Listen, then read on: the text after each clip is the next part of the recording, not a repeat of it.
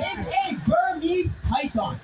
So Burmese python, Oh my. they come from Scared Southeast of that Asia, little specifically sign. the country that they're named after, I, Burma. But even though they I going are from far from Southeast that. Asia, guess where else in the world they I can be don't like found? those things at all. Canada? Where can we find our iguana? Where are the iguanas invasive to? Remember, they're found in Mexico. You Yes. say, yell it out. Florida.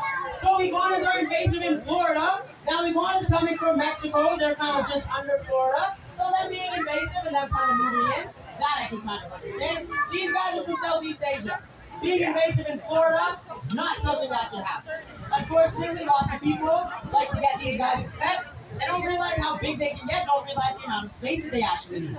Because when they're born, they actually start off about this big. Not very, very big. And then they grow and they grow and they grow and they grow, and they can get anywhere upwards of 10 feet. Wow. There are some Burmese pythons that have been reported at 20 feet. So if you've got a snake that starts off at about a foot long, and you're saying, yeah, that's a small snake, they get to 20 feet, most people don't know that. So what ends up happening is they take it, and they release it into the wild. Now when they give birth, they do not lay eggs, they give live birth. And when they do give live birth, their clutch sizes are very, very large. They can be anywhere from about 30 to 100 babies at a This time. one is a pal Now, from obviously, that's going to have Falcon. dependency. There's going to be discrepancies with that depending on the genetics, depending on how many of those babies are actually live. But they can give birth to very, very large clutch sizes, which has allowed them to become very invasive. Because those animals, when they are born, for the majority of the time, they are very self-sufficient. They're able to hunt, they're able to find food on their own, and they're actually able to take food from other species that are supposed to be native to that area. So what ends up happening is these guys, they thrive, and other species, they do not. So that's why if you guys ever get a pet, should you release it into the wild? Do not do that. It's very, very bad for the body. Now, obviously, this guy is very, very big, or a lot bigger than Duke was. So is he going to be eating the same size food that Duke or Dumo's was eating, or is he going to eat larger things? Larger. Now, the general rule with snakes when it comes to what they can eat is that they can eat anything that is twice their body weight.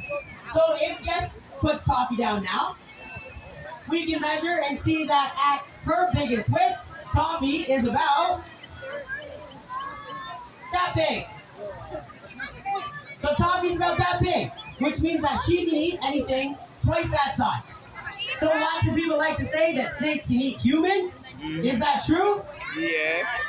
No, it is not. No. Even green anacondas that are the world's heaviest snake, they are the largest, they cannot. If they were able to get around their legs, they're going to get up, they're going to get up, and guess what? Shoulders are going to get their legs. There also haven't been any reports of anacondas, which are the heaviest snakes, on injury. Lots of people just like to say that, lots of movies like to portray that for the entertainment effect. That is not actually something that snakes can do. Now, do you guys have any questions about Toffee, about our Burmese python that you guys would like to know?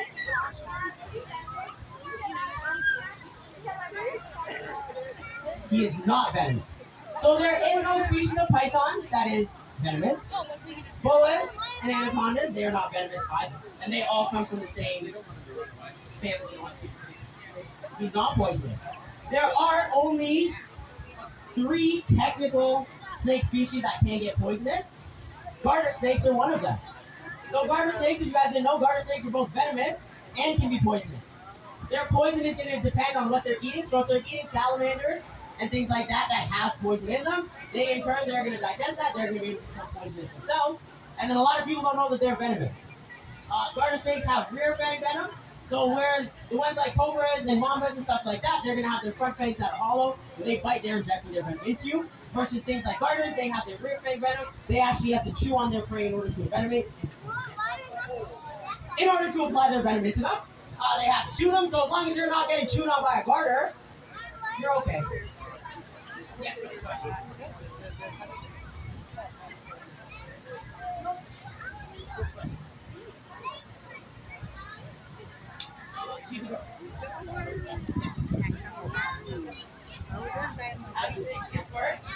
That is a very complicated answer with lots and lots of words that I do not know if you'll understand.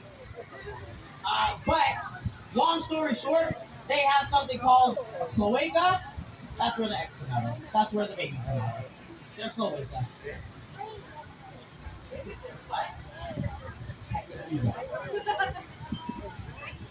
You guys have any other questions about the Burmese python? Yes.